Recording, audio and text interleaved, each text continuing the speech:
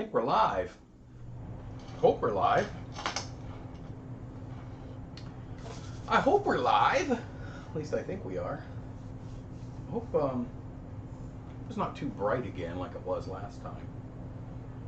I'll give it a minute. I decided not to make coffee on the stream today. Rather just have it nice and hot, fresh. Let's see what's going on here.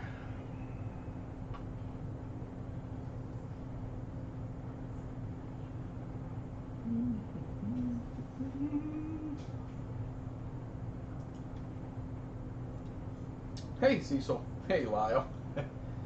There you are, popping right in. Hola. Give it a minute here.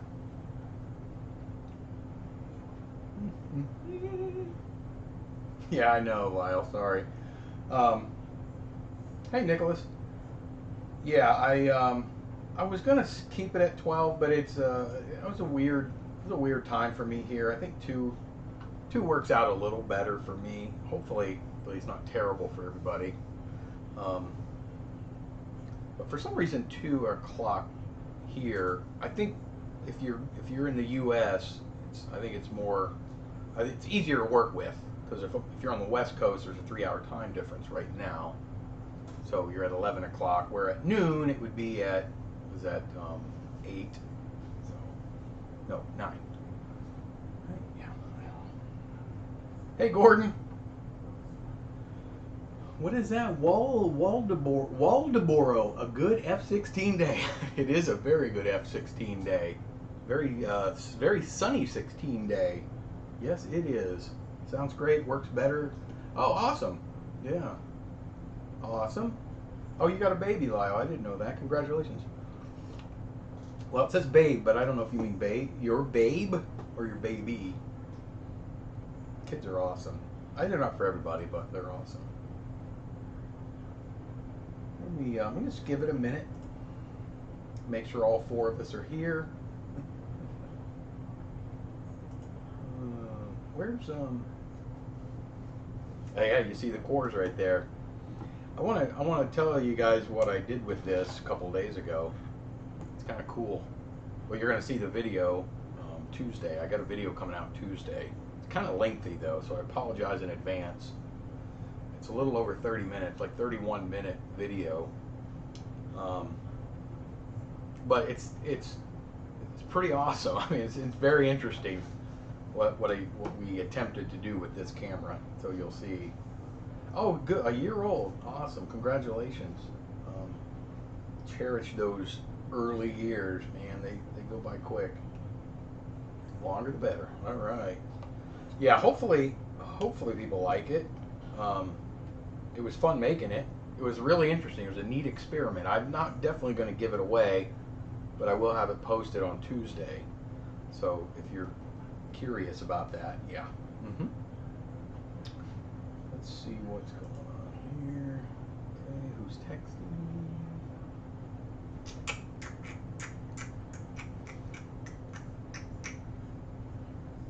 eBay comment, not eBay, a YouTube comment.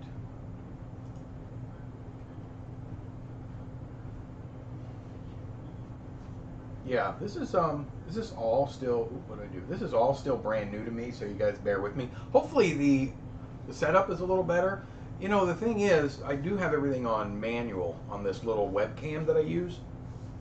I have everything on manual now, and I actually turned all of the lights off in this entire room, with the exception of, you can't really see it, but there's one above my head and one light up there. So the camera really, it's very sensitive. So hopefully it's not as bright as it was last week. It doesn't look as bright as it was last week, so hopefully it's a little better. It looks better to me. I mean, it's a little blown out right up here. Like I say, it's really sensitive, that sensor on the camera, and I got just one light up there on. I can show you the difference. Like I'll turn on, I have my laptop right in front of me, but let me turn that camera on. this really quick. Hey, see the difference? Yeah. Now you can see that little light. It's just a little LED panel that I have right above my head. Kind of just a little bit of backlight. But what a difference. That's my HP, the little laptop camera, the one that's, you know, at the top of the screen. And then this is the whoosh, back to the Logitech.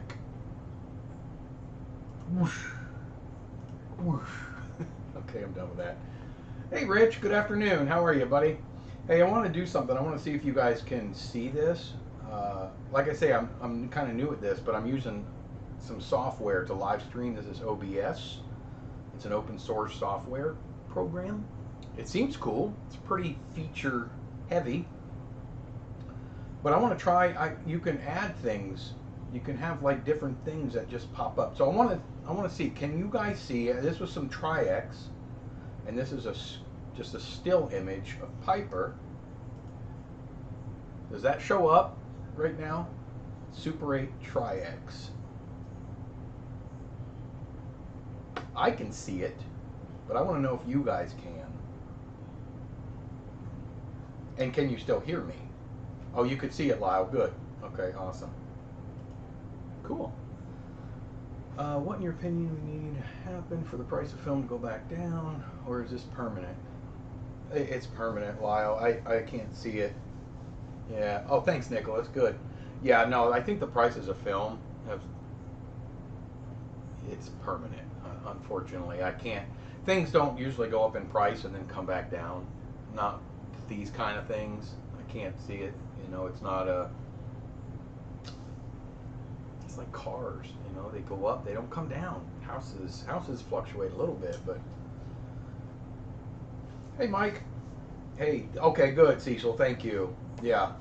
I just kind of want to get a feel for this software and see if I can add a film to it or something where we could show a film, you know, if we want to, or, you know, we had talked about, I was talking with somebody about doing maybe a competition. I think might be kind of fun. I thought about doing it about a year ago, but I thought it might be kind of fun to put together a little Filmboy24 film festival. Give something away, or, you know, have people just submit real simple, fun, maybe Super 8 or 8mm projects, and let, you know, the audience decide. It'll just be an audience award. I don't know. It's something that I'm kind of thinking about doing, which might be kind of fun. What do you guys think? Would anybody be up for it? Yeah, Lyle. I mean, I think it'd be fun. I'd show it on my channel. We'd have maybe a little special where maybe just a little series where we could have films submitted, short films, you know, 2 to 5 minutes or something, and people can vote on them, and the winner gets, you know, something. I don't know what yet, but something. Mike's down. Sounds fun. You'd be up for that, Nicholas. Very good. Let me look at something here real quick. It's funny looking at the lag. I'm switching back and forth between. Yeah, thank you, Cecil. Yeah, it would be sweet, I think, or swell. I'm switching back and forth between YouTube and watching. I can see, you know, the little the live picture here, and then switch back over to OBS software. OBS is almost real time, but YouTube's really lagging behind quite a bit. Hey, Manny. Yeah, Manny. Yeah, it's something I really think would be kind of fun to do. Maybe we'll give away a camera or something to the winner, or some film or something.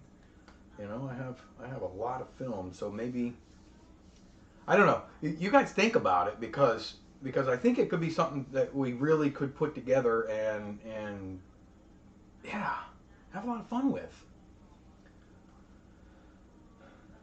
Yeah, mammy cam. It is. If by mammy cam you mean like watching your baby in the camera, yeah, it's similar. It's a software. It links to OBS, links to YouTube if you link it, and then it just gives you a lot more control over your stream. You can screen capture. You can do photos. You can do gaming. There's a lot you can do through the software. So anyway, a few of us are here now, but somebody mentioned my Zenit course that's sitting on the table here, and I want to tell you what I did or what I tried to do. I'm not going to give the video away simply because it's going to be posted on Tuesday. One second. Yeah, that's good. I've done videos in the past where I try to sync audio with Super 8 because we all know that it's very difficult to find a Super 8 camera that has a crystal controlled motor in it. I think Beaulieu, or they may be the only ones that have ever done it. I'm not sure. I know the Film Group, a company called the Film Group back in the day, had a module you could add to your cameras and whatnot, but it's very difficult to find cameras that will actually sync up well to audio.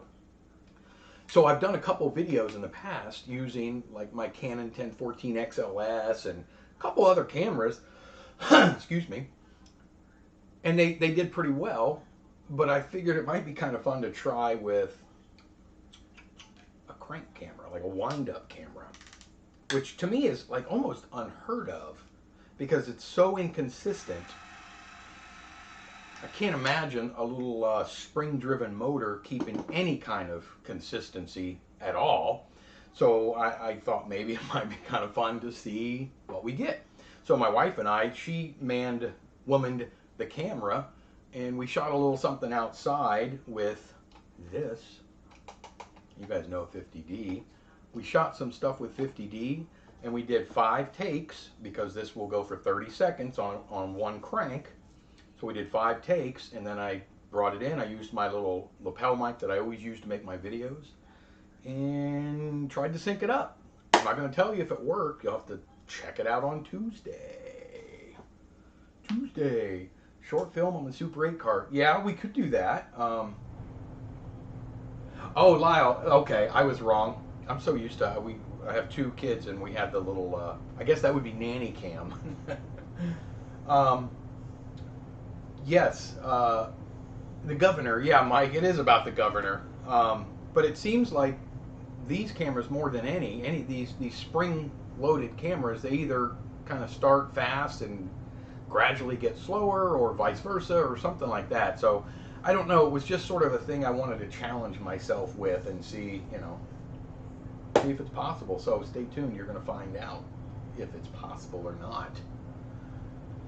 Short film on a Super 8 cart. Yeah, Nicholas, that's a good idea, and I thought about that, but there already is a festival, I can't remember what it's called, you guys will know, where you just shoot, you don't edit anything, you actually just shoot a cart of Super 8, you edit everything in camera, you don't even get a process, you just send the cartridge. But one cart would be a good idea.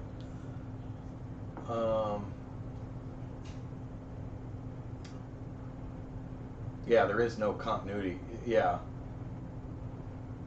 Those cores always wanted a Super 8. They're great cameras, Manny. I mean, and it comes with this little handle here that you screw in.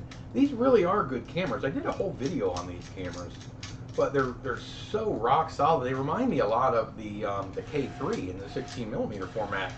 But when I first decided I wanted to try it with sound, I pulled this one back. I have 2 of these, and pulled this back out and I cranked it, and it didn't seem to lose or gain a whole lot of momentum throughout the entire cart, and at the end, or throughout the entire wind, and at the end it just sort of stopped, which is kind of what you want if you're trying to do any kind of audio work. So that's all I'm gonna say, because like I said, I don't want to give it away, but I had to put my black out here. I use this little foam stuff for everything. It's that, you can buy it at Michael's, any kind of those craft stores, but it's just thick foam, very light proof. And then I use my painter's tape right over there, close the window, voila, voila. Straight 8. I think it's straight 8, Mike. Oh yeah, Christian, you're right, straight 8. Yeah, great. Oh, I see what you're saying. We'll change it to grade 8. What was that cartoon? Grade 8, grade 8, grape 8, or something. Yeah, that's not a bad idea, Mike. Christian, how are you, my friend? Grade 8, yeah. Great video. My quartz double Super 8 holds its frame rate quite well. I don't know that I've had any issues with this not keeping up perfectly. not, you know, not shooting with sound, but yeah, and it does a good job picture wise too. Seems pretty stable. Everything's sort of, you know, it's okay. So as stable as you can typically expect out of a kind of a inexpensive Super 8 cam. 1 equals exclamation. You got to fill me in on that, Christian. I'm confused.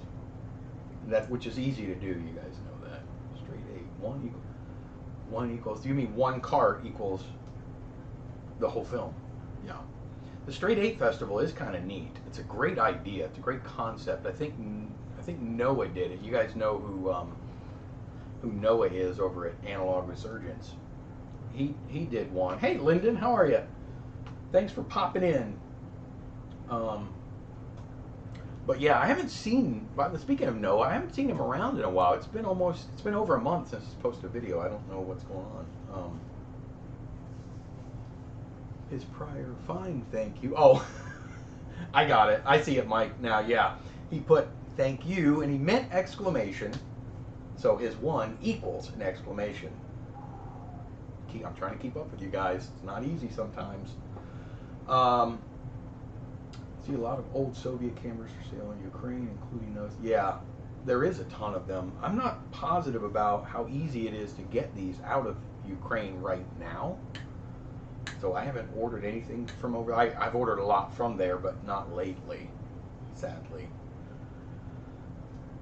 Festival's a great idea. I love editing. Would hate to not get to color and such. Yeah. See, I think it would be you send the finished product, Lyle. I agree with you on that one, because that's half the battle of winning a film festival, in my opinion. Straight 8 has their thing, and I like the way they do it because it's really unique. It's totally different than most any of the film festivals, which is their little hook. But I do like the overall concept of let's see what the creator can come up with all on their own from start to finish. So I'm with you on that one. I think editing should be up to the filmmaker. Yeah. This should be the rules. Music will be a nightmare. Yeah, if you want to show them on YouTube. Yeah, if we're gonna do them on my channel, I don't do any copyright music, of course. Awesome, Lyndon. Black and white only. I think it would have to be somehow level across the board. It would have to be. I mean, maybe. Although, I mean, there are cases where black and white just wins over color depending on content, in my opinion. So I don't know. I don't know if we could certainly do a little black and white festival. We could also do a color. We could do. I mean, we can do it any way we want, honestly. So let's see what's going on over here. Okay.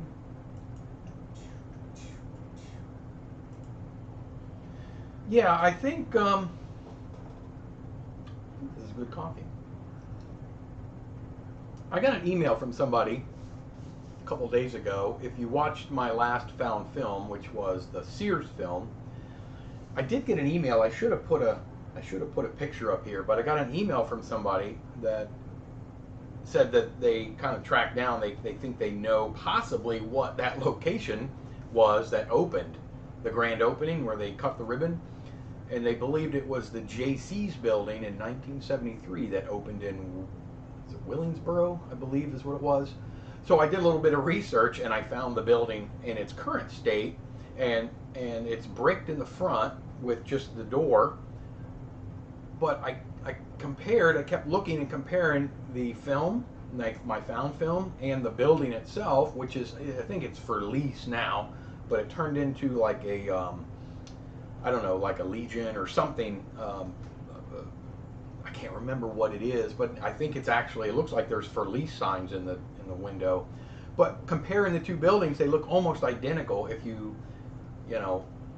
take away the fact that the front of it is not all glass now and it's just brick. But so then somebody else mentioned the last name of the guy we were trying to figure out on the car, and it ended up being that was the correct last name. I should have had this ready. I don't remember what it was, but And I did some research on that person who has since passed away. His wife has passed away. However, his wife was I don't know if it was a founding member, but a member of the JCs back in the day. So I'm pretty sure it was great work by the person that emailed me, but I'm pretty sure that's exactly what that building is that they are cutting the ribbon to. Was the JC's building, which is kind of fun. It's awesome to track down the footage. Yeah, it was really neat. Now, if I could find out who was actually shooting the film itself, that would be even better. I certainly like to think they probably know, the people that are in it, or were involved in the JCs, which was, that's what, 73, 50 years ago. So who knows who's still around that was in that video. I think the people that I looked up passed away. One of them was in 2000, and then I think the wife was 2007, something like that. It would be interesting to find out who took these shot these films, because there's family out there somewhere that would probably be interested in seeing their family 50 years ago. That's the dream. That is the dream, Lyle. You are correct, my friend. Yes, sir.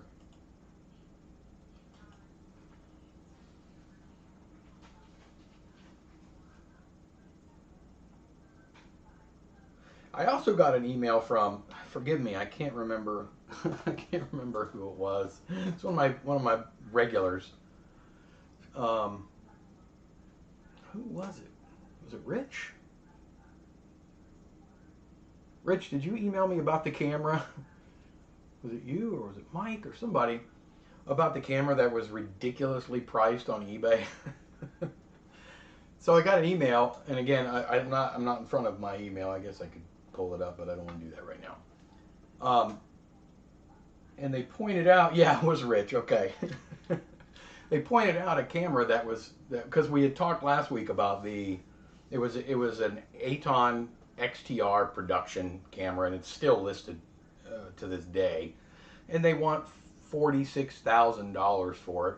And the way it looks when you open the listing up, it looks beautiful. It's got a nice, beautiful lens, and it's got the video taps and the tripod, but most of that stuff is not even included in their $46,000 price tag. So it's ridiculous. I mean, I'm all about, film kind of sort of appreciating or retaining its value, but that's way too much. So Rich sent me an email about a camera that he saw on there, and again, I don't have it bookmarked or anything, but it was simply maybe you can help me refresh my memory, Rich, but it was like it was a regular 8. He saw another one. Yeah, Cinemaster double 8. 96,000. Yeah, but it's rare. Yeah, they're all rare. It was a $20 camera. In fact, I think Rich even bought one for about $20, and there's some listed on there exactly the same camera for about $20, and there's 2 or 3 that are listed for around $30,000. So what it is, it's a case of monkey see, monkey do. If you look at the sold auctions or the listings, none of them sold for more than $20. But, one person just gets this wild hair that does no research whatsoever, finds one in a storage unit, and sees this, oh my goodness, it's from 1950s, it's rare, no one's ever had one of these, I'm going to put it on for 30 grand. And then a couple other people see that, and of course, what do? They follow along in hopes to strike it rich. No one ever really sells them for that price. Expired film being listed at the list price for, yeah, I know. It's insane when you see expired film stock for the same price that you can buy brand new fresh stock. You see that constantly.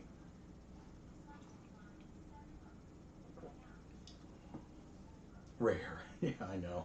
Nothing rare about most of everything. And like I said last week, eBay kind of made everything not rare anymore. Even though it really, what it did is it made people realize that your item is not one of a kind. Now you can look all over the world, and there's tons of them out there. So nothing's really as rare as you think it is. Because it's vintage. Yeah, Nicholas, that's exactly right. People think because it's vintage, it's worth thousands. I I wish that was the case because I got lots of vintage, but it's not. It's not the case. Smart man saying I would buy it, but I've decided to send my. Yeah, I know, Rich. Princeton instead. You know, and here's one other thing while I'm in the middle of my eBay rant. I was looking today, I have a few things that I look at regularly.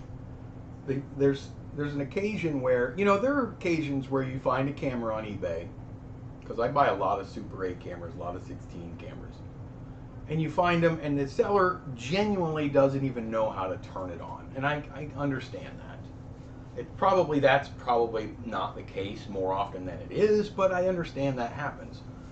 But I saw a couple listings today, and you see them regularly, where the sellers, it's untested, rare, untested, mint condition, new in the box, 50 years old. You guys know as well as I do, if you're near my age, that in the 80s, 70s and 80s, when you bought a camera, you kept the box. It had the foam they cut out, and you always stored it in the box. Sometimes you even put it back in the plastic. So a lot of times when you find them, they are in the box. They're in there, or they're foam. You know, it's not brand new. They've been used their whole life. But then you look at the other listings that same seller has, and a lot of their listings are camera-related items that are tested. Some are tested, some are not tested. So it begs the question, why do you test some but not others? I know why. I know why. Because you're just praying that when they get their broken camera, that they don't return it. And you can sell a broken camera as untested. So don't fall for that trap. Always look at their other items for sale.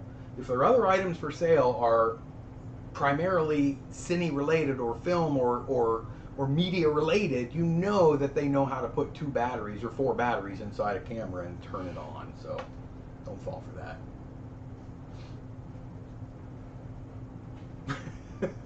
Like vintage toilet paper. That would have worked a couple years ago. You guys remember that ridiculous toilet paper shortage? Honey, we need to buy some vintage toilet paper.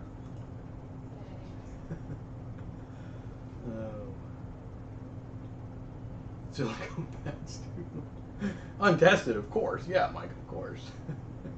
I wonder what you could get for it used. Nicholas, I'm so glad these cameras are still around. At least people are digging them out and passing them on. Would hate for them to. Yeah. I mean, we have cameras. There's an abundance of Super 8 and 16 millimeter cameras, thankfully. And you know, you can find good deals. I don't know if I ever told you guys this. I posted, I think, on my Instagram. Was it last year? It's probably been 2 years. But I have a local flea market in my little town here that I like to go visit. And it's not, we have a big flea market. Really, really, really big flea market with rows and rows and rows of like cheap junk, you know, brand new China junk, you know, which to me is not a flea market, that's a dollar store. But we have a little local flea market here, and I like to go, you know, a couple times a month. It's open Thursday, Friday, Saturday, and Sunday, and it's got a lot of real junk, like garage sale stuff, and that's where you can get in there and you can dig. And I just bought a K1000, 2 lenses, 2 rolls of film, which are probably more valuable than the camera, flash, bag, manual, the whole works, $50. And if you look up the K1000, I mean, it's hard to find them for less than 80 to 100, just the camera and the lens. But what I found, this was so freaky, and I ended up selling it, was a Leica M3 with a lens. I don't remember what the lens was, but maybe next live stream or something, I'll put a picture, because I did take a couple pictures of it. But I walked by this lady, this elderly lady, was having a garage sale at the flea market, and she had a bunch of items, and I kind of did a quick glance, and I see, you know, we always stop when you see the brown case. And I see the brown case, and I'm just like, oh, well, what's in there? I didn't even open it yet, and I picked the brown case up, and it said Leica on the front of it. And I'm like, Abbott there's no way there's a Leica in there at a garage sale. And she had another camera as well. I don't know what it was, a 8mm, but it was one of the really, really low end, and I wasn't interested. So I didn't even open it, and there was something in it, and I actually didn't even really want to open it, but I did. I popped it open, I peeked into it, and on the very top you can see what it is. It said Leica M3. Closed it back up, looked at the lady, and I said, "What do you want?" She goes, "I'll take $10 for it." I don't know. I probably shouldn't have told you guys that, because now you're gonna shame me. Because I probably should have gave her more, but she only wanted $10 for it. So I gave her $10 for it. She offered the other 8mm camera to me for $20, and I politely declined. Gave her $10, and I left. And I ended up selling that camera for, I think it was around $800. It was a few months later because I doodled with it, but I do feel a little bit of guilt when I do something like that. And she even told me, she goes, "I'm just trying to get rid of a bunch of stuff. It was my husband's." And I did feel a little guilty because I'm not the kind of guy that takes advantage of anybody. But that's what she wanted. She got exactly what she wanted. I mean, I don't know. Have you guys ever had deals like that? 2 bins of rare and untested cameras. I'll let them go. Yeah, Lawrence. Oh, Gordon, where do you get 88? I think you got to get that at FPP. Yeah, Cecil chimed in. I knew Cecil would jump in on that. Yeah. You know what, Mike? I can't afford Leica either. I was stunned. I know. I couldn't get a Leica right now. Florida should be rich with stuff. Everyone's yeah. Everyone's grandparents is here. K1000. My 80s brain went to T1000 and T2. Oh, it's Lyle. Is that the T1000? Is that the Terminator? Mine is the T1000. And I'm probably off base on that. But are you talking about Terminator? The only company that makes black and white AA film is Filmboy24. Is that right, Mike, or FPP? Yeah, I think I want to say FPP. I feel like they get it cut down or reperfed. You don't have to get AA cut down, of course, from 16, but I feel like they get it perfed because as you know, 16 AA is 16mm with twice as many perforations, but every other perf is exactly the same. So you could technically shoot AA in a 16mm camera. I don't know. I love Filmboy24, by the way. That's my favorite still, black and white still film. AA film is Filmboy24. Yeah. Great deal. That was a good deal. I'm still, to this day, I'm a little freaked out that they took it. Yeah, film photography project, Lyndon. You're right. Close, but no Leica cigar yet. Cinestill repackages movie film. Yeah, don't they just use Vision stock? I know they have their 800. Cinestill's 800, but I think that's 500T. Maybe somebody can chime in and let me know if I'm off base there. But I don't shoot Cinestill. But I like to try. I don't know how they get the rim jet off ahead of time. I don't know. They have a system, because I don't think there's rim jet on Cinestill film. R4 bodies from KH listed for as little as 125 to 400. Rich, R4 bodies. Is that Leica? I got an itch. Hold on. Bought from there yet? Yeah, I bought a lot of stuff from FPP. And I bought from Cinestill. I actually bought their Cinestill, before I was making my own, I used their ECN2 developer. I think theirs is just a 2-step developer? I can't remember. My buddy Frank turned me onto their ECN2 kits a while back, and I used them, but now it's way cheaper the way I do it now. I make my own. Yeah, R4. You know, I've heard a lot about is the new Leica, the ridiculous used car prices, but the new Leica digital cameras. What are they? The M11s, or I can't remember what they're called, or is it D? I don't know, but they're digital. I follow a guy on YouTube called Matt Day. I don't know if you guys know who Matt Day is. Young kid, lives in Ohio, but he's a Leica guy. I'm not really a Leica person. I think they're neat, but I think they're way overpriced. But they're I mean they're engineered wonderfully. But for me personally, they're just too expensive. And I don't know if the pictures come out any better. I think it's in the lens. But Matt Day has been using his Leica digital a lot more lately, and it's a really cool camera, if I'm being honest. But they're like $8,000 or $10,000 for a camera. I just can't. If I'm not getting a 35 millimeter cine camera, I can't spend 8 or 10 grand on it. Yeah. Yeah, I guess, Rich, R4 must be their low end model. I'm not familiar with it. I suspect the FPP ISO 100 and 400 black and white regular 8 negative stocks are Orwo. Yeah. Well, you would know way better than I do, Cecil. You shoot way more regular 8 than I do. Cecil is the regular 8 guy. If you guys have any R8 questions, he posts quite a bit on his channel. Oh, you watch him too, Mike. Matt Day. He's a fun kid. He's a younger guy. Well, way younger than me. I think he's 30, somewhere in that range. But I've been following Matt for quite a while, and he seems like a decent guy, and he knows what he's doing. He's done seminars for Leica before, I know that. So I think he's deeply involved in them. I'm sure he didn't pay 8 or 9 grand for his camera. Still, it's just Vision 3 stock with no remjet. I believe they get Kodak to produce it for them without remjet. Yeah, Nicholas, wouldn't that be nice? What if we could get enough people together to do that? That'd be awesome. Call Kodak and have them do us, a couple thousand feet of remjetless film.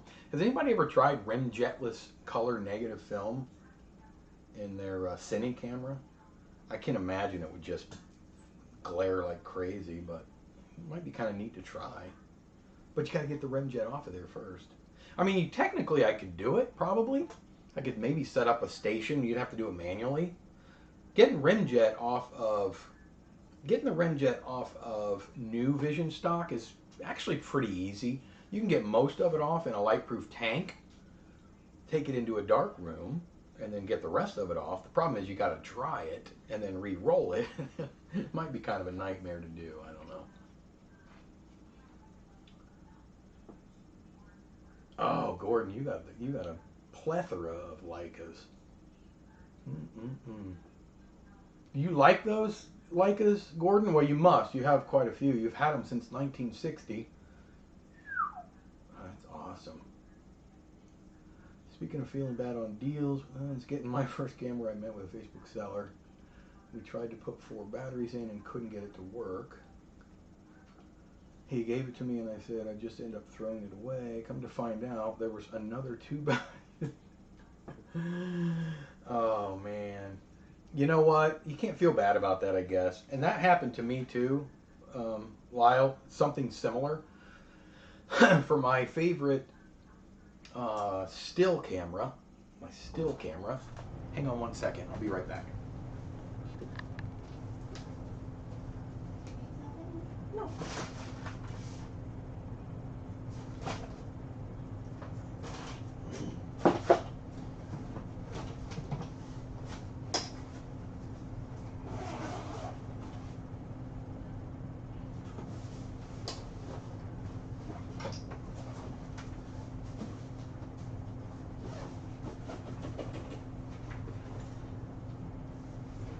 Got it.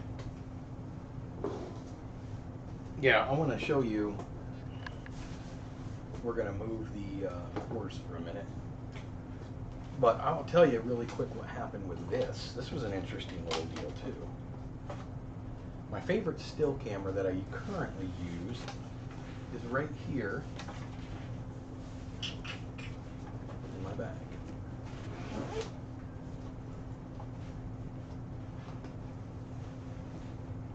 Voila! Can you see that? I don't know if it's going to focus, but it's my F3, my Nikon F3, and it works great. So what happened was, I found this on Craigslist, right? Remember that old site? But I found this on Craigslist, and it was a guy was selling it. He was about 30 minutes from me, and he wanted $100 for it. And I don't even know if I had I may have had an EM or something, a lower end Nikon at the time. And I was excited about it. I was like, $100, that's a great deal. So I drove over to his house, and it was an older guy, and he was moving. Him and his wife were there, and he had this in a bag, in a Nikon, like a big bag. Remember those big soft-sided carry bags? He had this. He had the red leather case for it, you know, the snap case. He had the flash. There's certain type of flash you have to use for this camera for the mount. It goes on the like outside over the top of your film winder here. A couple lenses, you know, this standard 50 and 35, I think, or 28 lenses with it. Tons of stuff, little blower brushes, all the things. It was basically his whole kit that he was selling. So he and I got to tell you, I didn't feel bad because I honestly didn't know at the time. But we took it out, and he was trying to crank it, and he was clicking it, and he's like, I know it works, I know it does. And by the way, I just clicked it, I have film in it. And we couldn't get it to work. So, but everything to me was at least worth still what he was asking. But I just asked him, I said, well, he said, I'm sorry, I don't know what happened. I can't get it to work. And I fiddled with it a little bit, and we couldn't get it to work. And he says, well, how about $50? You can have it all. And I said, there you go. There you go. So I took it for $50. And coincidentally, I wasn't a big fan of the red leather case, and I sold that on eBay for $50. So I want to see, take a guess. What was the problem with the camera? I'll give you a hint. It's under here. Yeah, maybe felt a little bad after the fact, but it just needed a new battery, and it worked great. I probably should get it serviced, but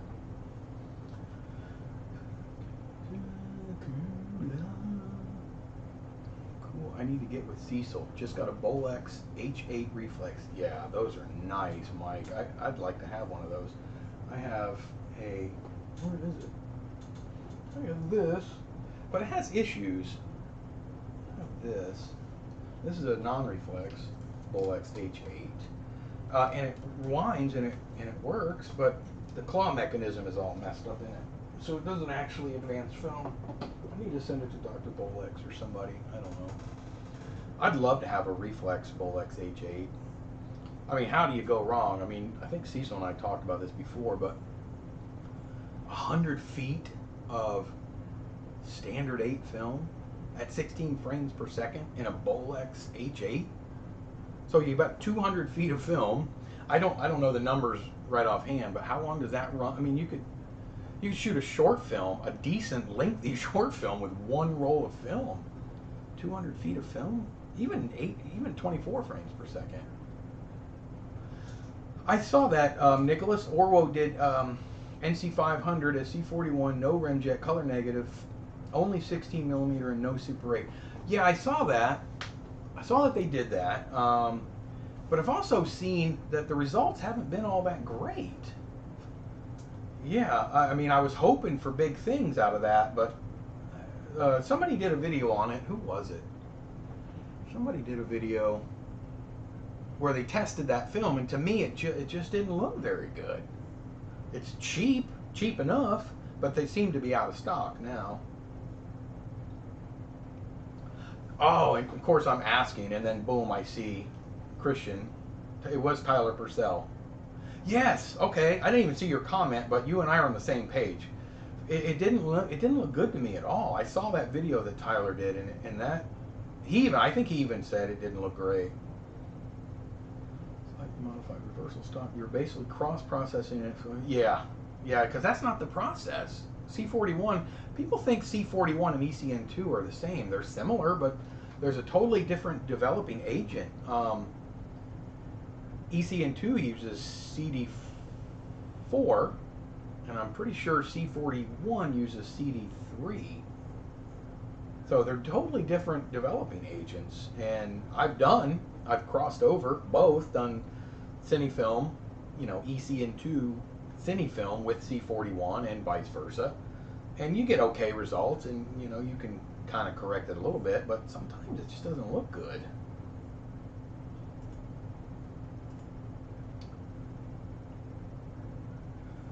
F3 has a mechanical shutter release if the yeah.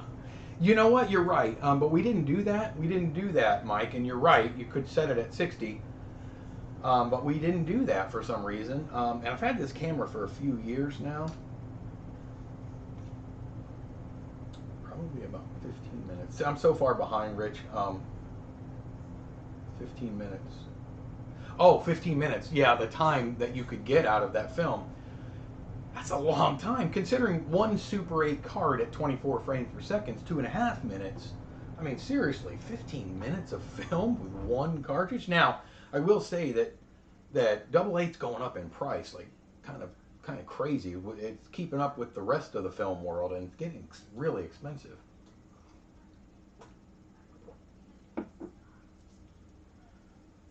That's right, Christian Cinema Repository. Excited to do just that with regular rate. Yeah.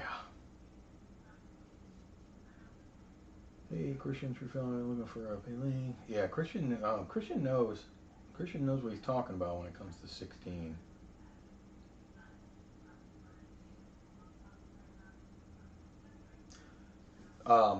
Rare vintage Kodachrome 2.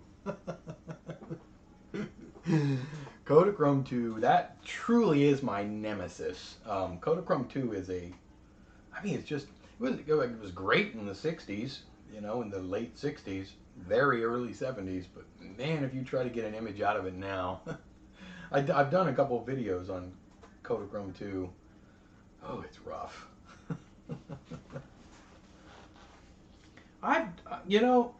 Rich, I can do it as black and white, but I've never tried any of the actual C22 process.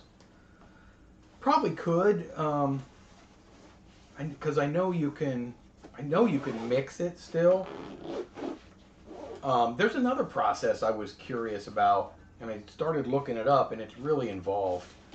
I can't remember what it was. It may have been for the Svema film. It's a number process, like the process was called 6185 or something. I don't remember what it was called, but I was actually researching that to see if I could come up with a way to process some of that old film the way it was actually meant to. C22, I've never done their actual process. I think I've done C22 film in black and white. Double 8 film. This winter, snow scenes are great in black and white. They really are. Unfortunately, we don't get any snow where I'm at in Florida, so I can't help you with that one, Lyndon. Remove rimjet before processing, or could you do it after in the daylight? So, Gordon, that's a good question. I removed most of the rimjet at the beginning in the tank, but to really get all of the rimjet off, you have to have a good little use of force. Kodak, when they used to process film, they actually have little jets in their processor that sprays water really fast and hard and high pressure at the film. Once it goes through a rimjet bath, comes into the next bath, and it blasts the rimjet off. For me, I can't use that kind of pressure in the little tanks, in the Lomo tanks, so I use my rimjet bath, agitate it a little bit, dump it, and then fill it with water, and that's where you do your agitating, and you can get a lot of it off there. The Vision stocks, most of it comes off in stage one. When I process old film, like found film, most of it comes off at the end. You don't get a lot of it off at the beginning because it's baked on for 40 years. But no, you do have to remove most of it in the daylight with old film in the daylight when you're done, and you do that. I do it by hand. Vision stock, same thing. You always have one last step at the end when you're pulling it out of the tank. You do have to get the rest or the little bit of rim jet off at the end for sure.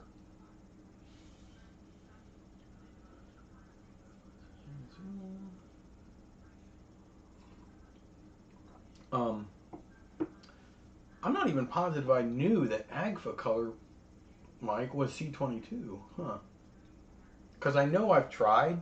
I've processed Agfa film, but like I say, I did it in black and white.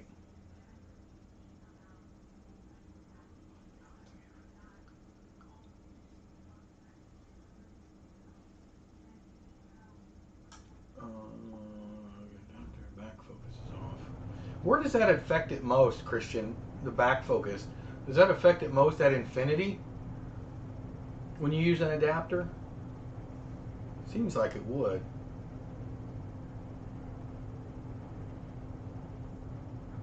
I have some photomat, Rich, that is found film that Sears film that I just listed, or not listed, but that Sears film that I did the found film on last week came with one roll of photomat film as well.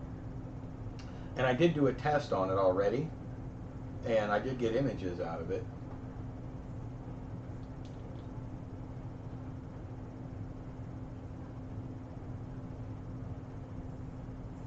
You could use Caffeinol with it for sure. Yeah. I can't remember how I like to try to remember how I processed that. Let me look. I keep a ledger, a running sort of when I process a roll of film. What was the kind of film?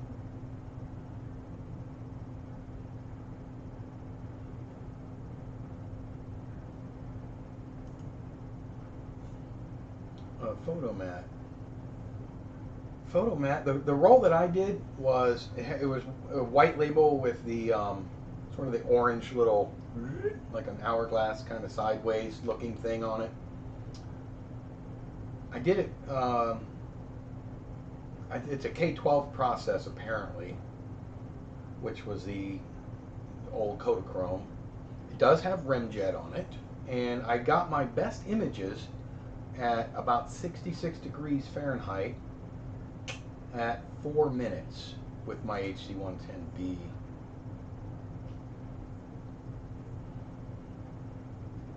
Oh, really? You had a friend that his dad worked for Photomat? Was Photomat a, they didn't manufacture film, did they? Were they just weren't they a company that just sold film? I don't know if they manufactured it or not.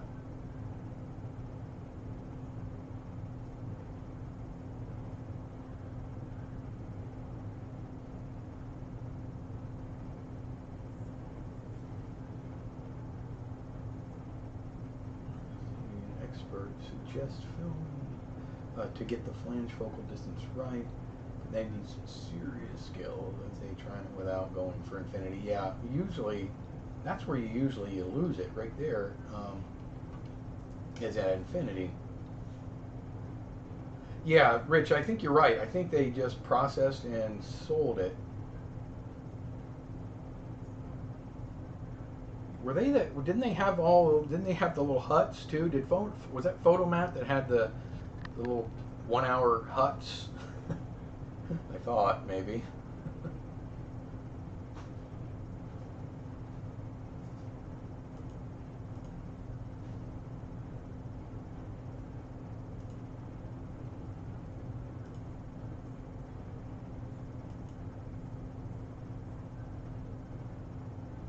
eBay, Mike. That's the only place I can think of. maybe Etsy. But I have a little stock of them. What kind of projector you got? I just got a new to me one down here. You guys can't see it. It's an Elmo ST180E, and that's the projector I use for all of my Super 8 sound film. You have to project the film, so I scan it first, because I don't want to project it first to get the audio off of it, because there's a chance that I can scratch it up in the projector. So I scan it first, and then I project it into my movie stuff retro sync unit that processes it based on the pulses of the shutter, right? Yeah, the 3-blade shutter in the projector. Best equals cheapest. Now you're talking. It was cheap. It wasn't expensive. This one here, I love this little projector. It's quiet. I was using that. I have one over there, a Shinon SP330MV, but it started acting up a little bit. And I have another one over there, a Shinon, but it's silent, Shinon 2500. But I like this Elmo down here. I bought one and it had a couple of issues, so I sent it back to the seller. He wasn't happy with me, but the bulb was burned out, the 2418 switch didn't work, and so I sent it back to him, and I ordered this one, and it works great. Oh, they're coffee stands now. Yeah. Yeah. Well, we had one here. We had one here in a parking lot. Yeah, that's where they put them. They put the little photo huts in the parking lots. My little article is out, by the way. The magazine is out. If you guys, I don't know if anybody gets it. I only mention it because I don't get anything from it, but you guys remember that, right? Silver Grain. They've just been really good to me. But the new spring issue is now available, and I do have an article in there that I wrote. So if you get it, check it out. Mike, I didn't know you repaired old film gear. Like 1 or 12. Oh, 10 or 12. Yeah, I have a couple that don't work too great, and I've probably got 6 or 7 projectors. I have an Ikai 16mm projector, but like a moron, I started taking it apart because I wanted to try to make a telecine out of it before I got my scanner, and I cut the bulb out of it, you know, the port where you plug the bulb in, and I was putting an LED bulb in. I couldn't get it to work right. It kept popping them, and so I just sort of shelved that project. The projector worked great before then. I have a Bolex projector, a little Super 8 projector. Oh, and I bought this, by the way.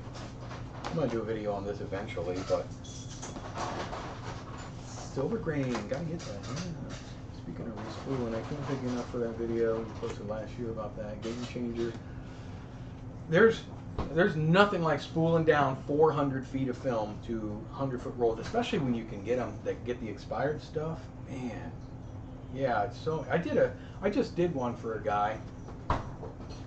He sent me this, which I kept the tin, but this, honestly, I've been a film fanatic since the, well, late 70s, but really been shooting since the 80s.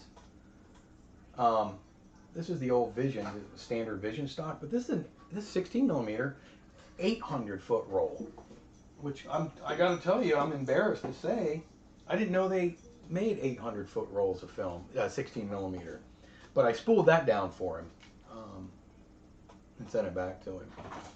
Yeah, I was going to show you really quick. I know we're at an hour now. That's when I usually kind of slow down, but a lot of people have been asking me about when are you ever going to update your DIY video tap? Because I don't want to, first of all, I can't afford an Aeroflex SR3 with the video tap and this, or an Aton. You know, I can't afford those kind of cameras that accept the high-end professional video taps that actually hit the prism and all. You know, the video tap for me and for my use is mainly just for framing. So I'm trying to go low budget, which I did with my first video a couple years ago, actually, where I used a little board camera, just a little cheap SD RCA inputs or outputs board camera. and it worked relatively well. And I just was having a lot of trouble trying to figure out how to get it to stay on the viewfinder of the cameras because I was using my 1014 XLS and my Arri. But anyway, I revisited that after people were saying, "Come on, let's see, an update. Let's see version 2." So I pulled everything out, and I was going to work on version 2 and figure out how to get the camera to stay in the viewfinder. And I couldn't get the camera to work again. But I wasn't overly surprised because it was like a $15, little board camera. You had to build sort of the case around it and everything. So I gave up on that one, and I just bought this, and it took some doing, but I actually got it to work a little bit. I'm not fully ready yet, but I bought this little guy here. Check that out. See that? It's a C-mount, little C-mount camera. It was about 80 bucks, but I've been experimenting. See there? But it's HDMI or USB out. HDMI, I think it's only at 1080, or USB at 720, which is way better resolution than my little board camera. But I have an 8mm C-mount lens. Now it has the extended back, so it hits the sensor, so I had to put a 5mm ring on it, and so there was some adjusting that I've had to try and work out, but I'm very close to getting it to actually be in focus and be able to see what I want it to see. So hopefully that's something I can get going in the future, in the near future. We'll see, but I'm kind of excited about this. What did I miss? Okay. Yeah, you're definitely not the only poor filmmaker. In fact, if you say the word filmmaker, most of us automatically know poor. Poor. Most of us, we do it because we love it. Kind of like a CT. Yeah, it is kind of like a little CCTV camera, Rich. So I'm excited to get working on that. Check one of those out. Yeah, Nick, thanks. So guys, we're at a little over an hour, and I don't want these to get crazy. So I think we're going to cut it right there. I had fun. I like these just fun little coffee and a round table, chatting about fun things, exciting things in the film world. So I have to say thank you to everybody that tuned in today. I think we had about 20 people. I'm not going to live stream for the next 2 Sundays because I won't be here, but when I come back, we're going to go probably every week on Sunday, and I'm thinking somewhere around this time, but I'll let you know. I'll put it on the community tab or something. I think that's it. I do want you guys to start thinking about a fun little setup, a little festival would be a lot of fun, I think. So let's come up with some kind of fun little film festival. Simple. I like low budget, simple. Low budget, simple. I don't want these 35mm, 5-minute short films, I want Super 8 or 8mm. Keep that in mind. Hey, thanks, Nicholas. Thanks, Mike. Safe travel. Yeah, thank you. Good long drive. So keep that in mind. I'll see you guys soon. Check out Tuesday's video. It's coming. We're going to see if we can sync audio to you know what it is, this camera. Wind-up camera. It's interesting. Make sure you check it out. Thank you, everybody. Thanks, Cecil. Thanks, Lyndon. Thanks, Rich, Mike, Christian, Manny, everybody. Gordon, Nick. Thank you, guys. I appreciate it. And until next time, we'll see you guys.